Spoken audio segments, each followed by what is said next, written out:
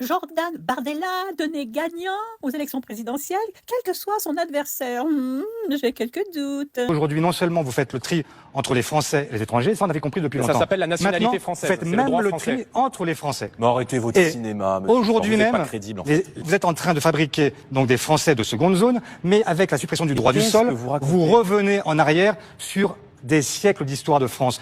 Et moi, ce que je vous dis, c'est que déjà le le cas à droit du Mayotte. sol, vous allez fabriquer aussi des étrangers en France. Vous ignorez totalement la souffrance que génère aujourd'hui l'anarchie migratoire dans beaucoup de territoires. Mais vous en avez monsieur Faure. bénéficié de l'anarchie migratoire, comme vous dites. Vous aussi, vous devriez avoir voyons. la mémoire de ce pays qui vous a accueilli, comme j'ai été moi-même. Ma mère a été accueillie dans ce pays parce qu'elle venait de quelques milliers de kilomètres plus loin. Très bien, monsieur Faure. Non pas monsieur très bien.